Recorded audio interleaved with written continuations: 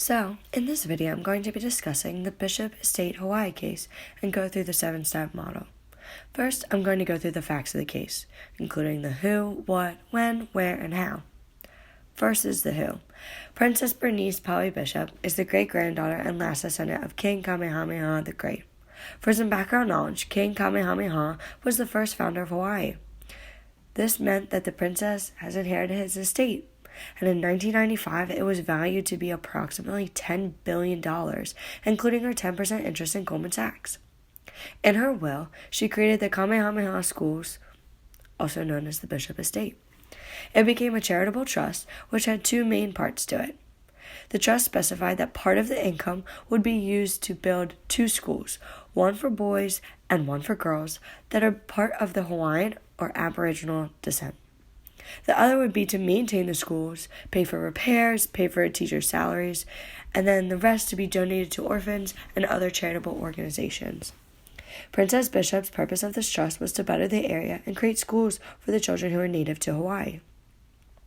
After she passed away, she had written in her will that the Supreme Court would appoint 5 trustees to manage her trust and act in her best interests. The 5 people appointed were Richard Wong, Gerard Jefferson, Lokalani Lindsay, Henry Peters, and Oswald Stender. Unfortunately, these trustees did not manage the trust as the princess had desired. The will had instructed them to spend all of the money that came from the property each year. In fact, they never spent more than $70 million on the school, the teachers, or the maintenance in 1 year. If you do the math, that's less than 1% of the value of the estate. So what happened to the rest of the income? After a further look into their finances, they had a $241 million loss over 3 years, not including the $61 million in management and general expenses. And as they expanded the campuses to other islands, they kept a consistent expense of $55 million just to be spent on schools, even when they had accumulated an income of over $300 million. So they kept, as they expanded the schools, the expenses should have increased because there were more schools to pay for, but they kept it at $55 million.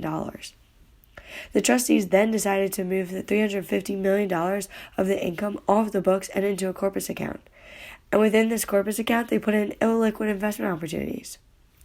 The will specifically stated that the income was to be spent on the schools and bettering the community, which they were not doing. In addition to all of that, each of the trustees paid themselves $900,000 as a fiduciary fee every year. Since the school was very competitive to get into, the trustees would use their status and political power to give special treatment to people they knew. So they didn't have everyone enter in with a fair, equal environment. They also valued the land at $2 billion fair market value rather than the fair market value of $5 billion. So without good internal controls and accountability, the trustees did as they pleased. The people of the town wrote letters describing some of the issues they had noticed and wanted someone to review what the trustees were doing behind the scenes. Since the Supreme Court had chosen the trustees, when the issues got brought to them, they just swept it to the side and said it didn't need to be reviewed. Finally, a newspaper journalist published one of the letters that the people of Hawaii wrote, and that got the IRS and other review companies involved and exposed the trustees. So the trustees were removed, and they created a rule that these trustees were no longer allowed to be chosen by the Supreme Court. 3 of the trustees were indicted on theft charges, but at the end were dismissed. 1 of the trustees pled guilty to other theft charges and money laundering that happened while she was a trustee, but not with the estate money, and went to prison for 6 months, and the 5th one resigned. The next step is defining who the stakeholders are. First are the trustees, which we mentioned earlier, but it's Richard Wong, Gerard Jefferson, Lokalani Lindsay, Henry Peters, and Oswald Stender. Then there's the Hawaiian state government, business owners, Supreme Court, Princess Bishop, people of Hawaii, Kamehameha Schools, newspaper journalists, IRS, and Goldman Sachs investors. Then we have to define what the ethical issues are. First is the community and princess's interests versus the trustees' interests. The princess wanted to establish the 2 schools to benefit the community, and the community was interested in in setting up schools that would better their children and the community. However, the trustees' interests were to benefit themselves financially and politically. The trustees' interest versus the public's interest is the second ethical issue. The trustees were interested in taking money for themselves and ignoring the duties of the will. However, this impacted the people who were attending those schools because the income was supposed to be used for the school, the salaries, the repairs, and the community rather than going into the pockets of the trustees. Next is the duty of loyalty versus greed. As fiduciaries, the trustees were entrusted to follow what the princess's wishes were from her will. Instead, they were greedy and took from the schools. Next is the duty of impartiality versus preference. The duty of impartiality tells the trustees to treat all beneficiaries fairly. The trustees decided to only let people into the schools based on if they knew them rather than in an equal environment. Lastly is the duty of care versus the trustees' interest in greed. The trustees had a duty of care to adhere to the wishes of Princess Bishop and the wishes in her will. However, they did not use the income as they were required, and they put the income into illiquid investment opportunities. Step 3 is determining what the principles, values, and rights are for this case.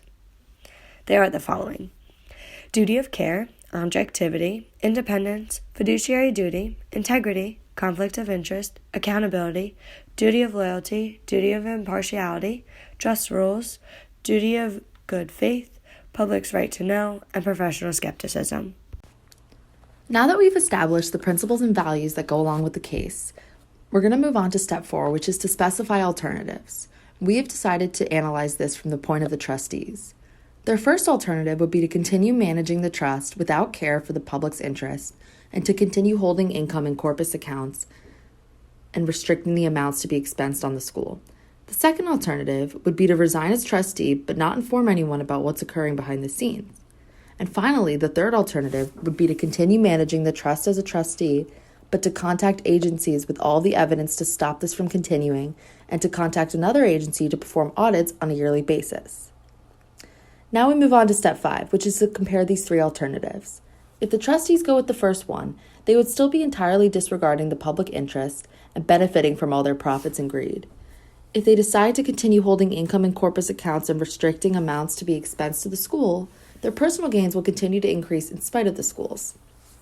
If the trustees decide to go with the second alternative, which would be to resign as trustee, but not inform anyone about what had been going on, the public interest would be entirely neglected because no one would know where the true problem lies or how to fix it, and the trustees would not be held accountable for their immoral actions.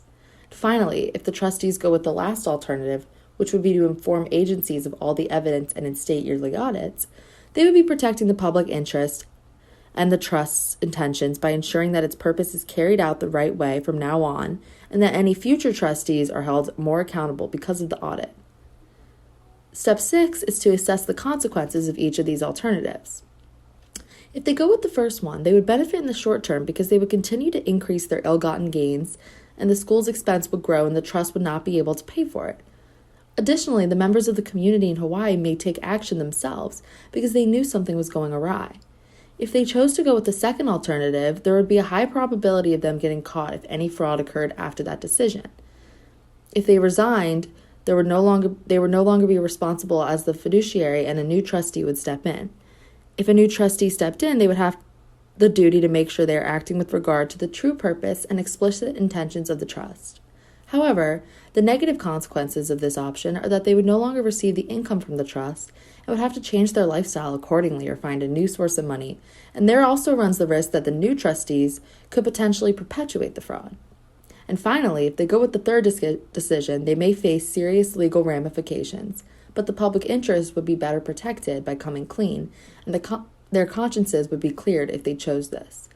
Also, instating yearly audits would ensure that the future trustees in years to come act in accordance with the trust's intentions. After weighing the pros and cons in this situation, we think the most ethical decision would be for them to go with the third choice and be transparent about what they had done in order to make sure that the trust's real purpose is being served in the long run.